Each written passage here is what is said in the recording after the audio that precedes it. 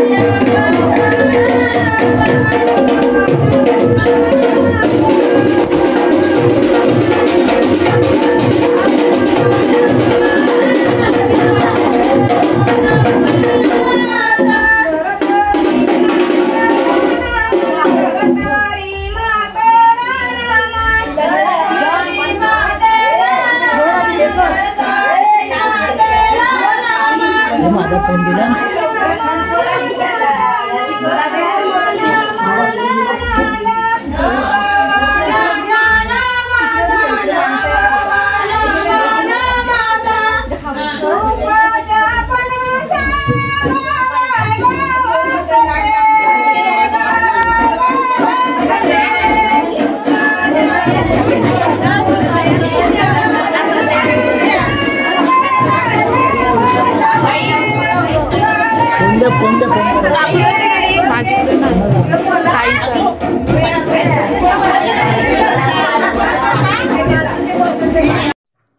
गौरी वंशामध्ये धनधान्य, सुखशांती आणि कुटुंबांच्या भरभराटीसाठी प्रार्थना केली जाते.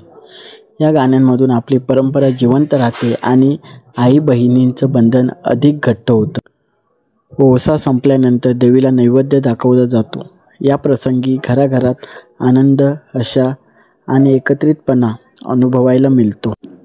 गौरी ओवसा म्हणजे फक्त पूजा नाही, तर तो आहे आपल्या नात्यांचा, संस्कृतींचा आणि परंपरेचा उत्सव. तर चला या पवित्र परंपरेला पुढच्या पिढीपर्यंत पोचवूया. मित्रांनो, तुम्ही घरी गौरी कशा साजऱ्या करता? तुमचे ओवसे कोणते खास आहेत? कमेंटमध्ये नक्की सांगा. आणि अशाच गावाकडच्या संस्कृतींच्या कथा जाणून घ्यायच्या असतील तर माझ्या चॅनलला नक्की सबस्क्राईब करा. चला भेटू आपण एका पुढच्या ब्लॉगमध्ये.